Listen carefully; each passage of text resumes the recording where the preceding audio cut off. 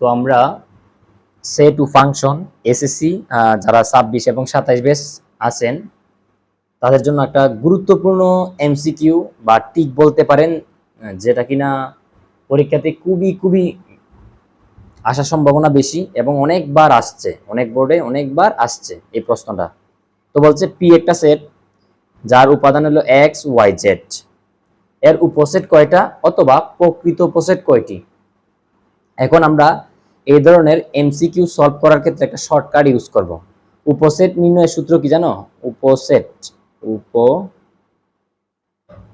সমান হলো 2 to the power n।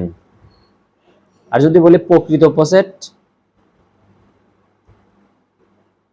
তাহলে হবে 2 to the power n minus 1। n মানে কি?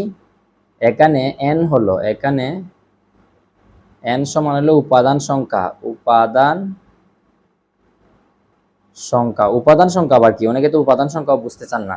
উপাদান সংখ্যা মানে হলো সেকেন্ড ব্র্যাকেটের ভিতরে যে কয়টা চলক থাকবে কিংবা যে কয়টা সংখ্যা থাকবে, সবসময় যে এক্স ওয়াই জেড থাকবে এমনটা না। এখানে তোমার সংখ্যা থাকতে পারে, যে কোনো কিছু থাকতে পারে।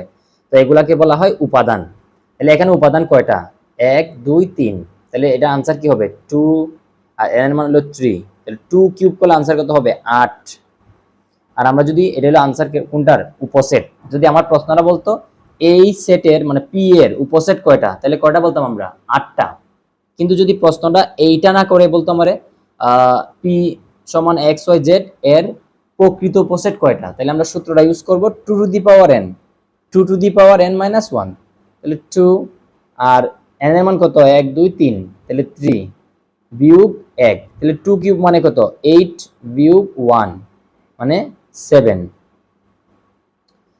ঠিক আছে, তো একটা জিনিস এখানে শর্টকাট আপনারা মনে রাখতে পারেন, মনে রাখবেন সবসময় উপসেট থেকে প্রকৃত উপসেট একটা কম হয়। দেখো এটা হলো 8 আর এটা হলো 7।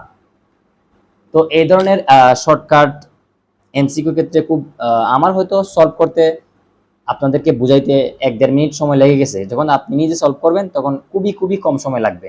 তো এটা খুবই খুবই গুরুত্বপূর্ণ পরীক্ষার জন্য।